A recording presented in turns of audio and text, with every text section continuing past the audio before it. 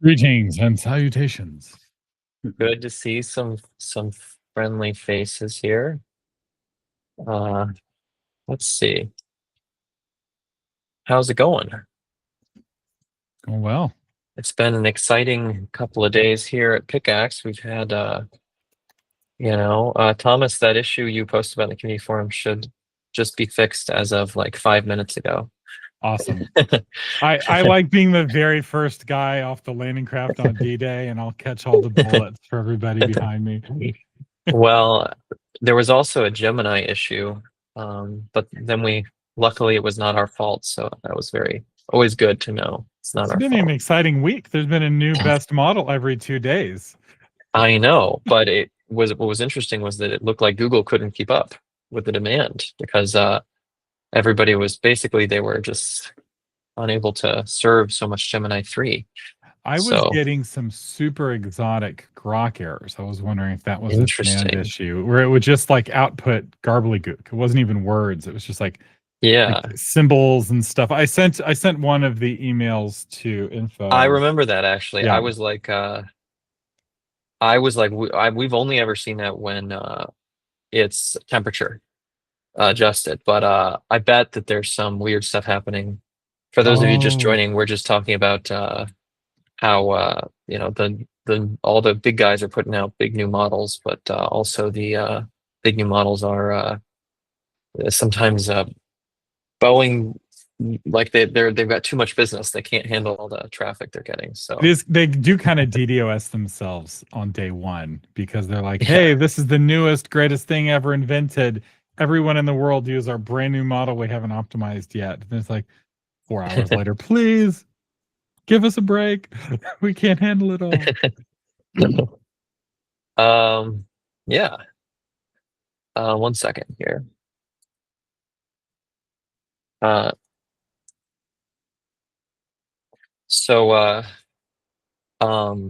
happy to get into questions. If people have questions, I can also quickly go over some of the 1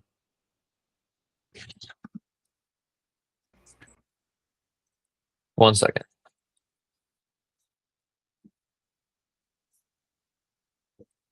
Quickly go over some of the updates that we've done, and then maybe Thomas will take your question first and Don your question second. I'll just go real quick. Just a couple of things we launched in the last day or so. One is just something that I've been waiting on for a while, which is show some people pinning. Pinning is big. We posted about pinning. You can now pin studios and pickaxes, so you can see that these are pinned, and I can just go and pin other ones and they'll show up first. Very small thing, probably doesn't matter for some folks, but then for other folks that have a ton of these, this is huge. So that's always good. Andrea's suggestion, actually, and so glad that was able to come through. And something we've been working on for a little while is just the new actions area here. We've kind of put almost like all the actions into a big group, and so now if I just search here, like let's say I search I don't know, Google Sheets, I can see actually like this Google Sheets action, but I can also see other Google related actions. There's now basically thousands of actions you can kind of integrate with through Smithery. So it's like combining our system with their system and just generally making it a lot easier to see all this stuff, because this stuff was all kind of hidden before. So now it's like out. You just click Act Tab and you search and boom, you're set up with it. Still, if you want to create your own, you can absolutely do that. And there's documentation on how to do that within each of these here. And another cool thing that I think is kind of cool is just something we haven't had for a while is you can now, we'll wait for this to load. This spot in particular takes a long time because of all the knowledge that's in it. It's got a ton of knowledge-based stuff. It's got all the office hours. So every recording of every office hours. we've changed this now so you can actually see how much each query costs in the builder, which is just nice because you're like, oh, hey, now I can look in the builder and see this as opposed to being outside of the builder. Those are a couple small updates. And just for those of you that weren't on office hours on Thursday, we're making changes to the way the actions work. And we've kept making changes on Friday and on Monday. So if anybody's still struggling with the way the actions are working, please just let us know. We're kind of like dialing in a slightly new system. But for a lot of folks, we have heard, oh, hey, it's back to normal, or even it's better. But for some folks, they're still like, oh, I'm not able to get it to do XYZ thing. So just keep us in the loop. But Thomas, I see you've got your hand raised. Yes. Well, first off, Grok 4.1 fast reasoning is working. I just tested it. Oh, it's now. And okay, good. I just updated one of my pickaxes to it. And in the nick of time. Yeah, in the nick of time. I ran it. It gave, I don't know if the answer is any good. I didn't really evaluate it, but it didn't throw an error. So I will take that as a win. Okay, so a couple of really quick questions. One is there a way to set a daily limit for guest users, like non-logged in users? That's a great question. There is not. You can set a daily limit for logged in users, but not for logged out users yet. I know it might sound like this doesn't fully relate, but the big update that we're working on will let you do that. Okay. Basically, the big update that we're working on will give you the same control that you have for anybody in the studio to anybody that's a guest and anybody that's anywhere that they're using the tool. But for now, that's going to be a game changer for me. I'm very excited about that particular.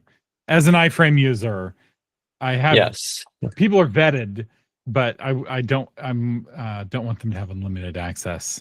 But one thing you might not know, which we don't really say, so I can understand why you wouldn't know it, is that all of these guest limits are monthly.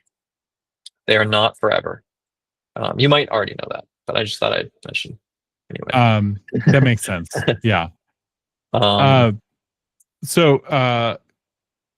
so some of these you've already answered. So Grok 4 Fast is fixed. Bulk model updates. Now the Grok 4 Fast is out. I want to update like 50 pickaxes to it. And there's no way for me to even see which pickaxes are using 4.0. Help me, Obi-Wan Kenobi. You're my only hope. What is I don't know. So I think yes. We got to do it. It's on our list. We haven't done it yet, which is usually the answer. One thing I will say is, as a result of the outage that we just had with Google's Gemini model, that we literally had in the last 3 hours, we have speed built model fallback system, and actually model fallback should be coming to all pro accounts pretty soon. Nice. So we've got the model fallback, but unfortunately not the bulk update quite yet. Have they released Gemini 3.0 Flash yet? I don't know. They could solve so many of their own problems by not making everyone use Pro for every single query. It is interesting, and for example, I was talking to somebody today who's a diehard Claude fan, which there's a lot of diehard Claude fans out there. And the realization was, Claude has a lot of great models, but their cheapest model is not that cheap. Google's cheapest model is basically free. So similar to Google's, why don't they launch 3.0 Flash? Why doesn't Claude launch a Flash? My biggest competitive advantage is that I'm using Grok fast reasoning, because it's 10% of the price of Grok, and it's sometimes outperforms Grok in some of the benchmarks. So the fast reasoning sometimes scores higher than the full-on Grok because of that context window, and it's so cheap. If y'all haven't tried Grok 4.1 fast reasoning, it's working as of 5 minutes ago. Wow. You are so good, Thomas. You are out here selling the. All right, Thomas, I'll shut up now. But did you have another question on the list? Well, yeah, it was the Grok. Oh, yeah. Grok 4 fast reassoning was broken, but you already fixed it. So I'm just gonna do this. Good. Good work. Okay, awesome. It was. Sorry. Oh. One more thing. Okay. I posted a UX issue in the features board, but the problem is the kind of people who vote in features boards don't need better UX UI. Okay. And so it gets buried. But it had to do with which one is it here? It's this one. No. Yeah. Where is it? Knowledge. No. You post UX change to reasoning. A lot of these are you. So this is a really simple thing, but if you just change the text of the reasoning amounts, it'll be more clear, because the phrase balanced without context, it doesn't communicate hierarchy. Well, luckily this is pretty easy. I'll read this over. I just upvoted it. Thank you. But you should fix your image. I don't know why. No, it worked for me. Is that a local host reference? No, I'll fix it. I don't know. Don. Yeah, so my question, I have a couple of questions for you. So one of them, I mean, I'm glad, Thomas, that you explained a little bit about why you're using Grok so much, because I mean, I don't use it for anything. But anyway, the key questions are, so I'm creating mostly pickaxes for lead magnets, and cool. My biggest question is, like, how do I best control guests? That's part one. Part two is, does anybody really know specifically, like, on a guest by guest basis, how much you're spending for particular pickaxes? So, I mean, I know, like, as an aggregate, I could see, but what I'm wanting is, like, on average, you know, you've had 5 guests, one of which, you know, used 90% of this, and you know, the other ones just used a little bit and then kind of went on their way. So just curious if there's a way to do that. So the guest limits, let's just talk about that for a second. But you may have already discovered you can set the limit as you're doing an embed. If you're doing a lead magnet, this is a monthly recurring limit. We should say that. I'm reminding myself to say to change this text, and it is by, like, a cookie. So if they open in the incognito window, they can get around this. If you want to protect against that, I think we're the only people that offer login embeds, but obviously that's not so good for your use case. So that's that. Now I want to provide, in fact, we're working really a lot to provide better cost understanding, especially as the newer, cooler models are costing more. Here's something you can do. You can go into users, and if you click on a user, and this, for example, Curious Coder from Guatemala City, this would be a guest. This is how all guests will get this little, I call it a demonym, but you might call it something else, and it is it's based on their IP address, basically. It's just a guess. They may not live in Guatemala City. We don't know, and after a period of time, you should see a box pop up over here. It sometimes can take up to a day to pop up because we do these calculations slow. But see, for example, this person has it. And if you go in here and go to additional stats, you will be able to see how much they cost you. Okay. So that's a way to get forward to, like, kind of understanding, oh, hey, this Curious Coder from Guatemala City cost me $1 million. This is a disaster, Good for Nathaniel, though. Well, yeah, but no, it's not good for people not to be able to control their they're spending for sure. We don't want that. That's the kind of the whole point. Yeah, hopefully that helps. Yeah, because I think, I think originally I created like I forget what it's called, what like almost like a segment that is free, that Mhm. is a guest area where all the guests go. But then what you're showing me is in the inside of the individual Pickaxe where I could set the 5 credit limit or whatever. And is 5 credits the right amount? Is it not? I mean, that's these are all the questions that I sort of struggle with. Is Actually, like, let me look at this. yeah, I just really don't know. So let me take a look at this real quick. We need to, no. So we don't call this credits anymore. I'm trying to be very careful with our language. This is 5 uses.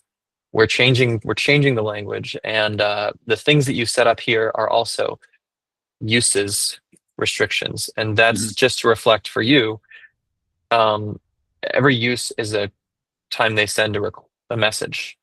So you're limiting them based on the number of messages they can send. So so that makes it a little less esoteric than like, oh, how many, tokens, whatever, crazy stuff like that. But I guess is your question, Don? Okay, yeah, I get that I can limit them by uses, but how many uses should I limit them by? Right. Well, in that case, my recommendation, I just had a conversation with actually quite a big client of ours who was asking the same question yesterday, and they were, they were charging people tens of thousands of dollars for their AI tooling, and yet they were still asking the same question. And I was like, well, for you guys, you could probably give them more than 50 uses. You could probably give them 500 or even 5,000, and it still wouldn't cost very much. But the way we typically advise is to just kind of bump it up and watch. As I showed you, you can look at the user, how much it's costing. You can also look at the pricing page to get a sense for, boom, and some people don't know this is here, so I want to show it to folks. Yes, there's those little green icons, but also if you hover over them, they tell you the dollar cost per 100 uses for every model as a median across our entire platform. So, Don, if you're thinking, okay, well, I have a tool that uses, Gemini 3 Pro, maybe this is, GPT-5, say, for example, and I give guests, 50 uses, then, 2 guests could cost me 71 cents, Cool. Okay. Very good. Thank you. I appreciate that. Yeah. Hopefully that's helpful. Thanks for jumping on. Unless you have any more questions, Jeanette, I see you've got your hand raised there. Yeah, thanks. How are you today? I feel like good to see you. A long time no see.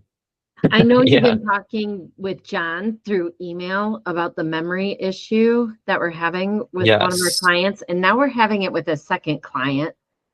Okay. So we're still having it with Ariana, and now we're having it with Erica's tools as well, where the Pickaxe is flat out saying we don't know. We don't have that memory. John was working on it, but he couldn't be here, so I'm here on his behalf to ask the questions. Okay. And so I'm sorry I can't answer specifically, but I know you're in the loop on it, so I'm hoping that helps. Unfortunately, I think I responded to one email and then I handed it off to the support team. Okay, so they it have has also not been been going back and resolved for our, and Ariana was the one we came to, like, it was a weird situation. It's like as soon as she signed up with her pro account, things just weren't working right with hers, and it was a one-off. That's really interesting to hear because there's a strong possibility. Whoa, Jeanette, you might have just, this might be the key. All right. Maybe if she, at the moment that she signs up for a Pickaxe account and she signs up for a Pro account, then she's also still using your studio. We might have some confusion with the cookies, right? That's there's what I was Pickaxe wondering. cookie and there's, yeah. Because probably now that's what's Erica's happening. having a problem too, and should I just move them out of my studio And then like, just because I have their, unofficially, I have their passwords, right? So. Okay. Well, Jeanette, I'll say this. Would I had that, no idea what the problem was, but as of right now, this gives us a much better understanding what the problem is. okay, So I'm gonna just message a couple people here, so and should a I couple leave people from the them? support team. Well, I would just say all I can say is we will take a look. Okay. One moment. Or John, and it's John, right? Yeah, Yeah, JON. yeah. I always like that. Yeah. I know he's so good about being on it, but it's just been persevering. Yeah, may have to do with X. Because we had that same thing with people putting them all into my studio with the memories too, if you remember. It's just Getting you know what? crossover. Exactly, and it's Mhm. we should kick ourselves. It's a pretty common problem of Okay. whenever we're building something, we just don't think about your customers also becoming our customers and having that kind of mix. You know, we usually Yeah, think about okay. you just, you know, and so we need to think more about that, obviously, because it does happen. Yeah. But I just sent the whole team a message about this and gave them the clue that we needed about the existing accounts. So just give us another day or so, and we'll Okay. investigate. Well, I just saw the light bulb literally go off over your head as I was talking, so I feel good about it. It's like, I've oh, they seen that signed up for a before. Pickaxe account and then it stopped working, huh? One time you texted, and Interesting. by the time we were Okay. done with the call, the problem was fixed. I was like, okay, wow. Like, Well, that doesn't always happen, but yeah. well, yeah. And apologies that you were experiencing that so far as well. Thanks for being for helping us get to the bottom of it. Yeah, no problem. And then I have one other question. Yeah. I've been building, and so people keep asking me to create a course. I've created a course like in school, Awesome. and which is so fun because it's just fun to build in, right? But I'm just wondering for like, I'm an affiliate, so you gave me your logo. Where's the boundary on what I can use and what I can't use? Because I don't want to step on your toes. I have a lot of respect, but I also want Yeah. people to know what I'm helping them with. Does that Well, make, you know? yeah, totally. We have this Pickaxe Experts program, and you know, I'm not sure if somebody I already spoke with you applied about and that. I never heard back. Oh, well, that's A crazy. long One time second. ago. Let We've been me, talking about this for like a year. I got interviewed for YouTube and everything, but then never got added. okay. Well, we're gonna But fix and that's that for fine. you. But, I just messaged about it. But okay. no, so you can use well, what we did generally tell people is we want them to be part of the experts program before they're gonna do something like that, which you will be by 24 hours from now. Thank you. So great on that front. And then we'll invite you to the experts Slack. If you are in the Okay. experts program, you get the Slack, and we'll send you some information there about what you can do and what we don't, you know, but Yeah. generally you can use the we have actually a 1 second. We have a whole brand hit for you. Yeah. And that's why I was like, can I use this? Like on my YouTube, Yeah. if I make a YouTube video, I can use like the. You're welcome to. Yeah, Okay. yeah, absolutely. I just didn't want to be disrespectful in any way. Yeah, Awesome. I appreciate you asking. We've had yes, yeah, yeah, and we Yeah, can and that's also. it. That's all. Yeah. So we're gonna probably Awesome. throw my clients out if they're having any issues just because they're launching. And then once you guys let us know we're good, we'll put them, you know, we can do Okay, it again. and we will. Yeah, I think we've got the clue we need, so we'll take a look. Awesome. Cool. Thanks. Awesome. Okay. Andrea, hello. Speaking of a pickaxe expert, we've got, you know, top tier pickaxe expert Andrea. Thank you. 2 quick questions. The first one is the time variable that you can add in the prompt. Yes. Hopefully it didn't break. No, it's working Okay. fine. The only thing is, I had someone in US East Coast, and he put that variable, and he was showing The wrong time zone. the wrong time zone. Oh, yeah, a different time. It was Yeah. probably 5 hours. So is it aligned with UK time, or what does it pick exactly? It's not the IP. It's not the time of the IP address of the computer. I think it is UK time. I think it's GMT. Yeah. GMT. If the model knows where they are, so this is complicated, but it tells it that it's GMT in the generation. So typically, generally, if you say I'm in Australia, and oh, by the way, you know what I mean? But we're not currently passing the location. I know that would be a So nice we can thing just to change the prompt do. saying the correct GMT time is, take into account that we are in Exactly. Florida. Okay. Exactly. Cool. Or if they prompt something else, then take that into account. And it can do the time math pretty well. Also, for those of you that don't know, this is basically a secret feature that we made just for Andrea. But I don't think we even announced it anywhere. I'll talk about it. I'll actually briefly explain it. We're going to make it better, and then we'll make it more public. It's kind of complicated also, which is why we made it like that. But if you put in this into any prompt, it will, like any prompt on Pickaxe, it will put the time. So it doesn't have to call a separate action. That can be kind of annoying. It'll just Will that know the work time. on Perplexity? Because I've had an issue of Perplexity not knowing what day it is, and Yeah, doesn't but do action. most of the models Oh, yeah. sometimes get it right, sometimes they don't. So the idea was to pass the time to the LLM, the underlying LLM, whatever it is, from Pickaxe. So Pickaxe knows what the time is. It's gonna, in the prompt, is gonna add a chip with the current time, which is UK time. And So that's got the day and the year and all that as well. Yes, yeah. Awesome. But UK time, GMT. Right. So I'm going to work this into some of my prompts right now. This is really helpful. I see. Interesting. So, okay. Word of warning. As I'm announcing this, I'm getting told we might have just added it so that it always knows the time as of like a day ago. So you might not need it, but whatever. Try it. Maybe you don't need it. Sorry, so guys. Pickaxe is passing the time every prompt. That's what I'm being told.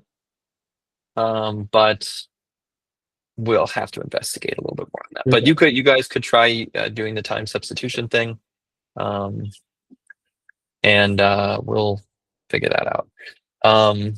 Andrea, any other questions? Yeah, the second question is, when you use a reasoning model, it might take some time to respond. Yes.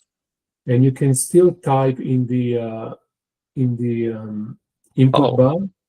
You can? I don't know if it's all the time. I've been one of the clients told me yesterday. I haven't tested with all the models. He's using. Well, so the way that we had it, I think you can still type here, but it just won't send. It won't let you do anything until it's done. Yeah. In the underlying model, or if you use, for example, Gemini or OpenAI, if you use a reasoning model, it tells you what it's doing. Is there a way that you can enable that information? I appreciate the question. So we have updated our system to make it closer to this. Ooh, did I accidentally? I want to discard my draft. The short answer is that is now supported on Claude models and Perplexity models, I think. Let's try Claude. Let's do reasoning balanced. I think. Hopefully. We'll find out. See? Ah, perfect. Okay. It's not implemented on a couple other models yet. For the ones that support it, we will be rolling that out. Yeah, awesome. Awesome. Currently, it is implemented for Claude and implemented for Perplexity. And we're figuring out the other ones. The others are coming. Okay. That's good. Yeah. Oh, and it looks like John made it onto the call. Hey, John. We just talked to Jeanette about the problem, and we had a light bulb moment. So, And I emailed you, John. Andrea, any Thanks. other No, that was questions? very helpful. Thank you so much. Awesome. DES. Were you DES the person who I was speaking with on the community forum? Just Yeah, a wild guess. yeah, and I gave you an update, and I thought I'd just Oh, ask okay. I thought I'd ask you about that. So here's Okay. the big picture. I take an embed, and it's the code, and I put it in I stood up a Wix website for it, and it only shows the Pickaxe screen with the embed. If I embed the URL to the studio, I get the home page, and then I can go from the home page to the Pickaxe. When I go to the Pickaxe, what happens? It looks like it's trying to load, and then it comes up with a message that says, "Sorry, we couldn't load. Give us a call." And it actually Interesting. says something went wrong. Please try again or contact us for help. So my point I want to make clear right here is if when I use the code, embed code, I don't get the home page. I only get the Pickaxe page, and that's correct, right? Is that how it works? Yes. So Okay. we fully support embedding pickaxes themselves, individual Gotcha. standalone That's pickaxes. fine. So I understand that. So, but nowhere in the Pickaxe can people log in, right? On just the Pickaxe screen. Actually, I don't know why this embed isn't loading. Yes, you can turn on email login in the pickaxes. Oh, maybe in I the don't have embed builder. I may not have it turned on. Maybe that's my issue. You can turn it on. We're one of the few Right. Well, folks that that's my allows point. that. Was I like the homepage allowed people to log in, and then when they hit the try button. But just so you know, I'm consistently getting that error when I hit like try Yes. now button or go to it underneath the homepage. It loads. Absolutely. Yeah, it looks like it's loading, but then I get sorry, went wrong. Please try again. For those Now, of you that might not, if I do just use the Pickaxe embed, which is fine actually, I almost prefer that because I don't need the home page. That's why I built a website around it.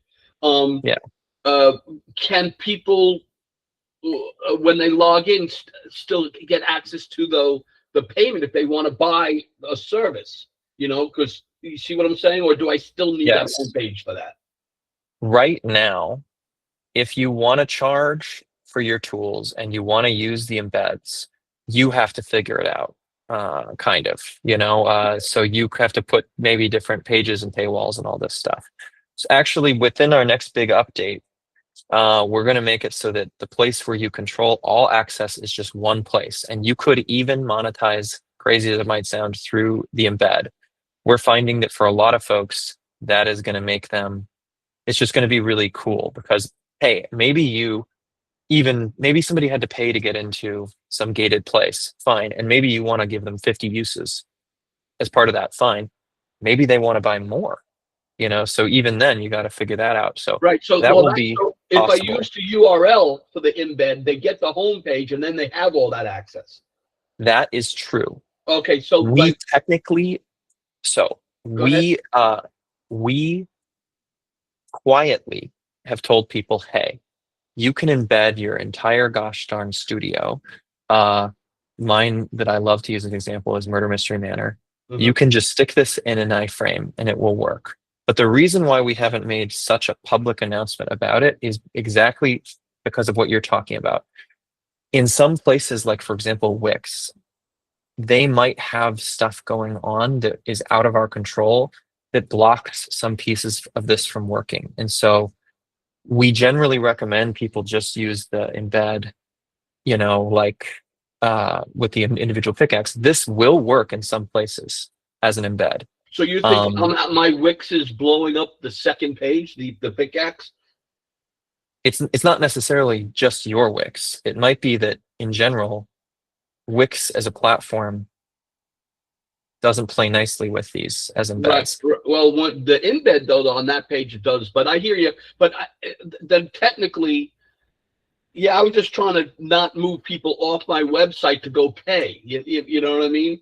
Because I'm going to have separate studios for every customer, and so that makes sense. So they're going to have to pay. Each customer has to go. So I mean, I'll just have to give them a link to theoretically the home page so they can pay or get in.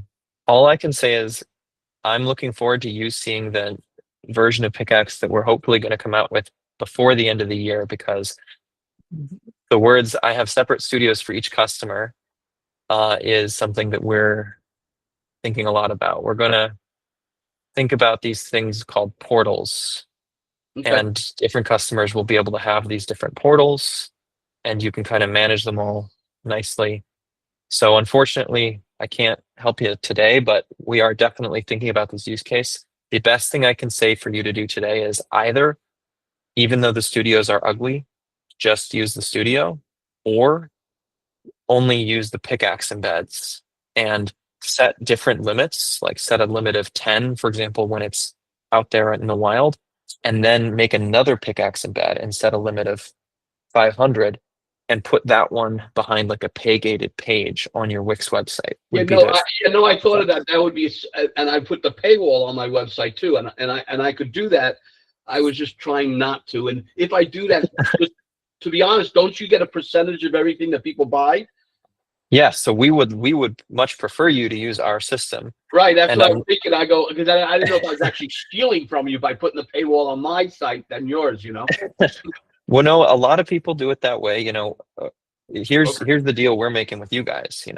If we can figure out how to make it, 10% or 50%, 100% easier for you to monetize, then maybe our cut of your monetization isn't the end of the world. Right. But if we're not making it that much easier, in this case, for example, because of what you're trying to do, then yeah, no, I mean. So let me ask you, this issue I'm having right now by going to the Pickaxe from the URL homepage, is that going to die on the vine here, or is that something you guys would actually look into for me before your new system comes out? If you make a community forum post, which you may already have done. I did. I'm sorry, because in your community forum post, yeah, I need to look at it again because. And I gave you my URL so you could actually see it happen yourself if you wanted. No, my understanding of it, you just said embed not working. Is this, maybe this isn't you, maybe there's a different one. Are you DSP ANI? Yeah. Oh, okay, this is you. And I answered a few times. I answered kind of. Yeah. I'm gonna go ahead and say that this is okay. It flagged one of your posts for some reason. Because at first I was doing it wrong, trying to get the embed. That was a different issue. But that was a user. Yes. I was just using the 3 dots and hitting embed and thought it happened rather than go to the deploy page. But that was just me being stupid. That's why I don't show my picture, because I only want to sound stupid, not look stupid too. Well, to answer your question, if you would do me a favor, if you update this community forum post and say specifically, I am attempting to embed my entire studio on Wix. Gotcha. Understand. And use those magic words. It will make it easier for us. And the home page works, but when you go from the home page to the Pickaxe, that's where it fails. The Pickaxe does not load. Yes, we will look into it, though I can't guarantee we will fix it. I hear you. Might, or it might be, like you said, it might be a Wix issue. It could be. Let me answer. Oh, sorry, okay. Thomas. I was going to say it's very likely a Wix issue. They add, from my understanding, a lot of caching to their site to improve performance, and them caching on top of the iframe can create all kinds of complications. You may be able to talk to Wix, give them the specific URL with the iframe and ask them, hey, can you not cache this page? Put an exclusion in your system, and then it might start working. So, All so right. you Thanks, guys. might Let me try talk working to at the other people side. who talk to Yeah. me. Sharon, hello. Hi, I am brand new as of today, Welcome. actually. Wow. Just found you because we're wanting to I had made a custom GPT and then wanted to, get it out there, but share it, but not have unlimited access and access to your prompt and all that stuff. So so I set everything up today, and what I'm wondering though is like on the payment, like I'd like to set it up so that users could come in and use it for 5 times, but then it goes to pay. I don't know how to set that up because it seems like it's an either or for me. Like it's like, Yeah. I have to do Stripe, and then then it will be locked for them, which I don't want. I want it to be open for a time, but then, so they can have a few uses and then pay. How do I set that up? Let me help you with that. I love this question. I want to answer this question every office hours until we finally make the system less confusing, which our designer over here is listening to this and thinking about as we're working on that. Okay, so I go into my Murder Mystery Manor. This is my studio. You have your own studio. We go over to access. Yes, this Stripe thing is, why is it up here? Probably it should be hidden away somewhere a little bit differently. The first thing we've got to make sure is that this is set to public so that anybody can just stumble across it. That's important. And then if we go down, the first thing we want to look at is this guest settings. Yeah. This, to be completely clear, is for logged out people who randomly stumble in, right? We're just talking about, they're completely logged out. They just randomly stumble in. This is where you get to control what they can access. Then this is the part where I think it gets kind of confusing. Yeah. Let's say that you want to create a free but logged in thing. You have to create one of these, create a product, and you have to make it free.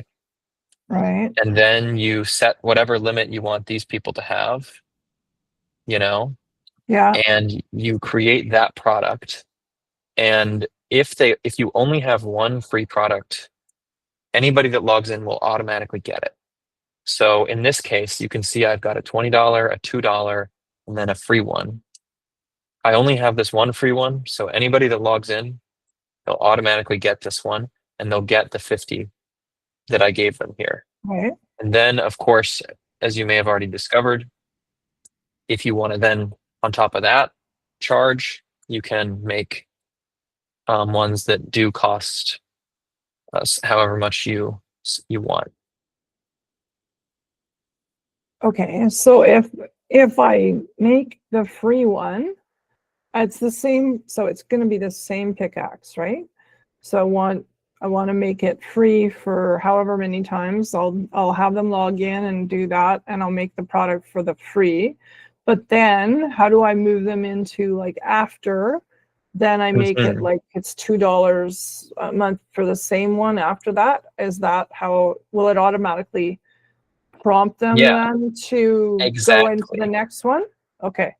Exactly. So the way this is set up, once they hit 5 uses, it will automatically prompt them to sign in and make an account. Okay. And then once they make an account, they'll be here and they'll use, say, 50 uses. And then once it gets there, it will read this message to them. You can customize this. This is the one we give you. You've reached your limit. Buy a product to continue. Okay. And it will bring them to the pricing page. The pricing page looks like this. One second. Well, with your theme, mine is dark themed for whatever reason, but they'll be able to add and check out of tools. And this pricing page admittedly does not look that beautiful, but it will soon. So, okay. And then once I've set up like okay, I did the free ones and then I gave them the free use of the signed in page. That Mhm. and as I set up these products, then they become available, or I can add them to my product page or my pricing page. Correct? Exactly. Or they just show up. Well, they just show up. You'll see here there's a visibility setting, and you Okay. can hide them if you want, Okay. but by default they'll be visible. Okay. Great. Because yeah, I was like, how do I move them into that? So thank you so much. Yeah, absolutely. Yeah, it is confusing. I mean, I was working with a friend of mine over this past weekend, and they were like, I just want to monetize one pickaxe. Yeah. And I was like, wow, gosh, just to do that has become complicated because we have so many people some folks have like, I have 150 pickaxes across 6 different studios. And I'm like, okay, but part of our big update that we're working on, hopefully will be done by the end of December, will make it easier for folks like you who just want to monetize one thing to just kind of do that, Well, it might be down the road we make other ones too, but we're Absolutely. giving, and we teach people things. So it was like, okay, in this seminar, we want to give them access to this. There's 300 people in the room. I need to control though how many times they're going to go in there because I don't want to go broke. Absolutely. Yeah. Right. So yeah, and then move them into, okay, you like this, then you can pay for it after you've had a few free uses kind of thing, right? So Exactly. okay, perfect. Thank you. Related Yeah. to this, Oh, just yeah. a real quick question. So when you're talking about that free level, if you want people to have to log in to use it, yeah, you just create one of those, and then when they come to it, they will have to log in to use it. Yes. So this is logged out, and then we really need to. The reason why we don't explain this very well is because we're going to get rid of it in the new system. It'll be much more fluid and easy. But for now, you just make sure you have one free product. And if you have only one free product, like right now, I just have one free product called Member. Anybody that logs in, boom, they will immediately be given this product. So it's like, okay, they'll have the 50 extra uses. And then from there, they're already in. Maybe they can go and get, buy more things later, So can we turn the guest settings then to 0? So then when you come in, you just have to log in? Because Yes. I've been having issues with some of our people trying to we've been sending the studio to try out the link. And Yeah. when they click on it, it doesn't make them log in. Well, yes. You should set guest settings to 0, first of all. They will still try it. And if then it'll prompt them to log in. It'll be like, can't help you, gotta log in. If you want them to immediately be prompted with the login, but it's still so there's 2 ways to do it. I know this is silly. If you make it invite only people you invite will be able to get in. So we probably don't want that.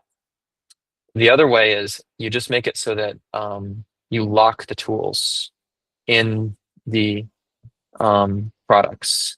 If you lock the tools in the products, the guest won't have access to those tools anymore.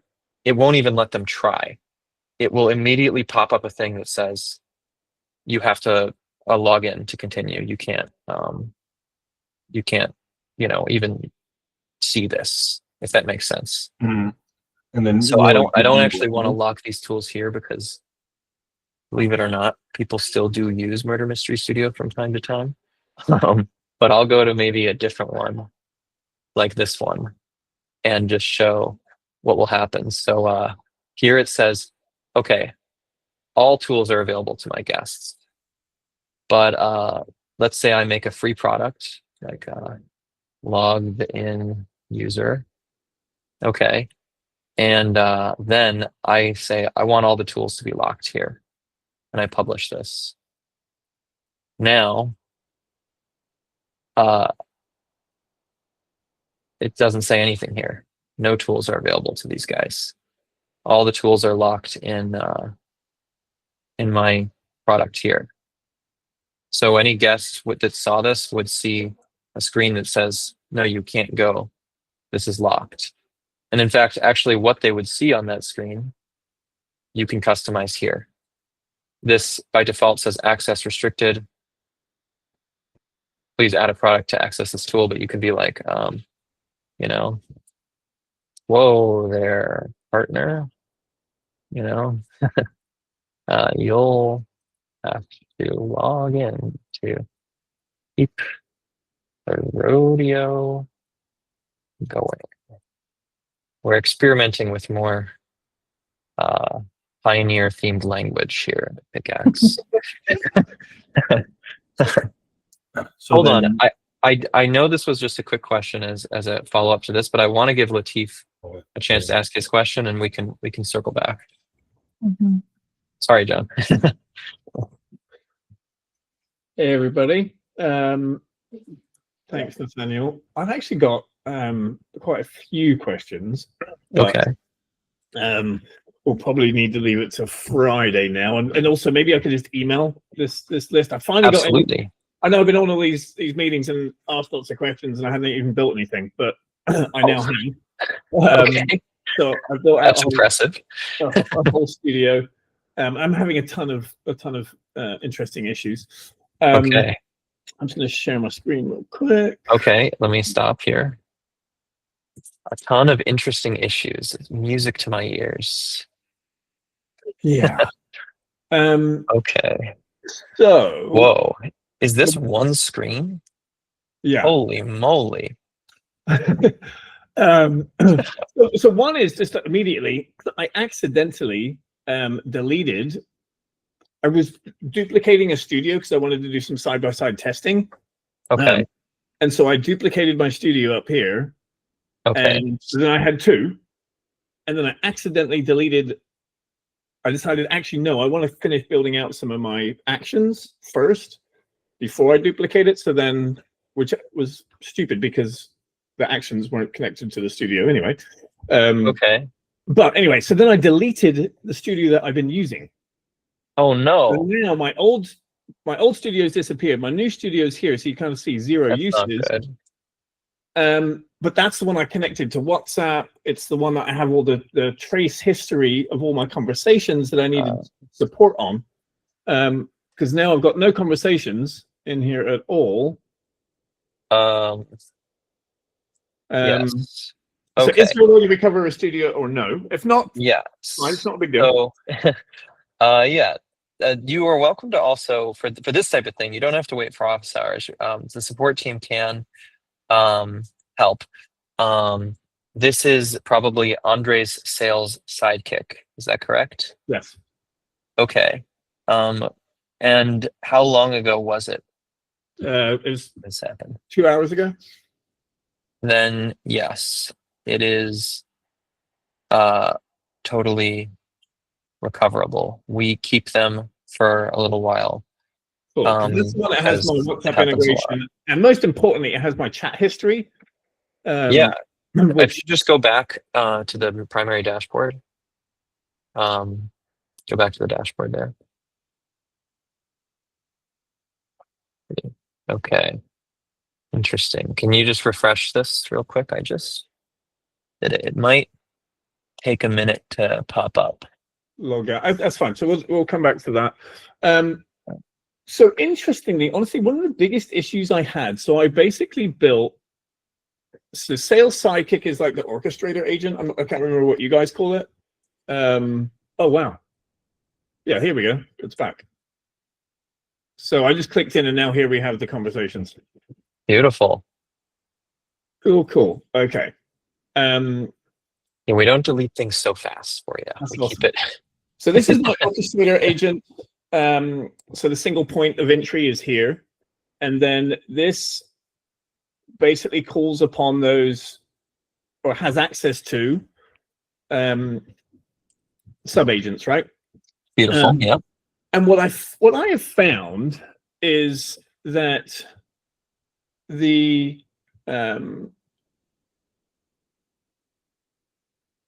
let me pull up this conversation. So here's a conversation example. One of the tasks is of this agent is to call the post call orchestrator, right? Post call orchestrator has these 3 sub-agents.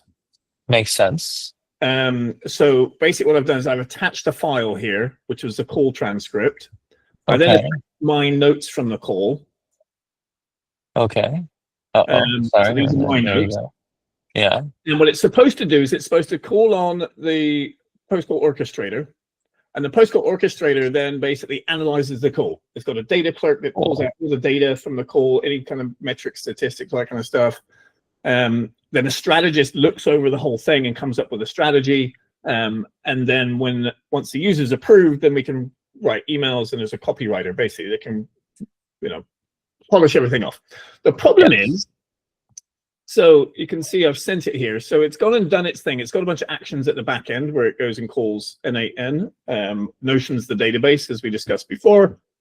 Cool. And it basically said, this is what its response was. And I knew straight off the bat, this response, it didn't call the orchestrator. So okay. I just said, sorry. Let's see here. I System made- debug mode. What? I made that up. So I've now hacked. I said, okay, tell me exactly what went wrong here, right? So this is Okay. the actions that you did. Tell me the action name, blah, blah, blah, give me the output. So the agent then responded with this and basically Cool. said, Okay, well, hold on. Can I just ask a favor of you? Can you scroll up just a little bit, very slowly? Scroll up a little bit. If you click on that little eye under the message above that there, can you click on open actions used? Okay. What is that? I don't even know what that is. the get play context is an action that goes and gets data from the database. Okay. So it Interesting. so this is what it did. Rather than actually calling its sub-agent, it tried to do it itself. So I it called see. the database Okay. and got this information, Yeah. and then it didn't call the sub-agent, because then it admits it here. It says basically, you're correct to challenge this. What I did is I called the action name. I didn't do these things. It's cool that it knows this. I would warn against trusting this. It might sometimes make up things here, though this this time is it the looks thing. like it got it right. Well, if I look at my other ones, if the agent, I've never seen agents hallucinate so bad. So in a whole bunch of my other conversations, it claims to have called the sub-agents and totally makes shit up. And then I say, because I know what the sub-agents, how they're prompted, and I then say, no, but did you really call them? And it says, yes, I called him, and here's It's never gonna know. It just doesn't know. Like, it's not, for some reason, it's not part of its understanding what it did. It's almost like asking you to think about how your brain worked. It's Well, like, it's interesting because it does. You can actually put in the code of the actions to log the back-end agent. if it works for you, all I'm saying is it hasn't always worked for me, but we do give you, if you scroll up again, I mean, that little The eye that you can, and then this will tell you unequivocally, this one didn't call on anything, to respond. Yeah. Okay. So what I've understood this now, which is the agent hallucinates its ass off. It hallucinates the tool calls. It pretends to do things that it didn't do, and it doesn't even know it did. You can kind of put some code in the back end to try and get better debugging, but even then, as you say, it's not even probably right. And it's just not behaving itself. It's not calling its tools. It's not doing what it said it does. It's hallucinating the responses. So Oh no. how do I get it to actually call its tools? Because at the moment, I'm basically getting rid of the whole multi-agent architecture and just putting it all into one, putting everything into N8N. Okay. Well, since last Wednesday, we have been changing the way actions work. So it sounds like maybe you've been playing with it over the course of the same time and you're struggling to get it to behave the way you want it to. I would just, well, first of all, right out here on this call, we've got Andrea, we've got Thomas, we've got some folks that are generally pretty skilled at getting things to work. Unfortunately, I think, Latif, because of the size of your screen, almost nobody will actually be able to read what's happening. I have a giant screen too, so I can see it, but Which model are you using? What's your LLM? So I'm basically using, it varies from each one, but this one, the master one, is using 5 Gemini 3 Pro. Okay. You might try using Grok 4.1 fast reasoning. It's currently at the top of all the leaderboards for tool calling. So on that, but Grok 4.1 fast reasoning. So it's the Grok 4.1 model with fast and with reasoning. So Okay, cool.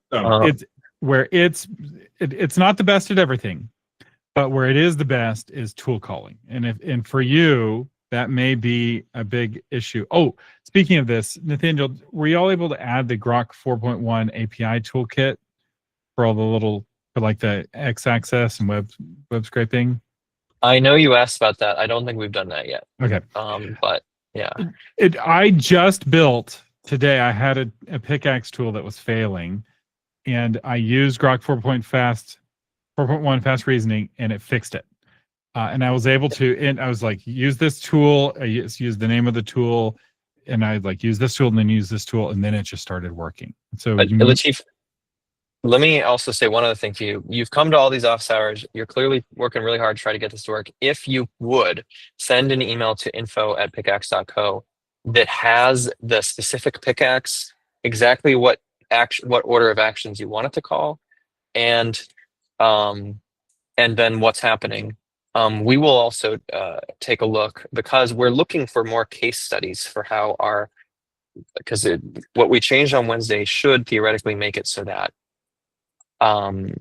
it's easier to get it to call actions. It's easier to get it to call multiple actions. In fact, it should be easier to get it to do like a giant long chain of thinking if you need it to. So if you are struggling with that, Thomas has great advice. Adjusting the model can help, but also we can take a look. But unfortunately, probably it's too big of a problem for this office hours. Yeah. Okay. Totally understood. Oh wow.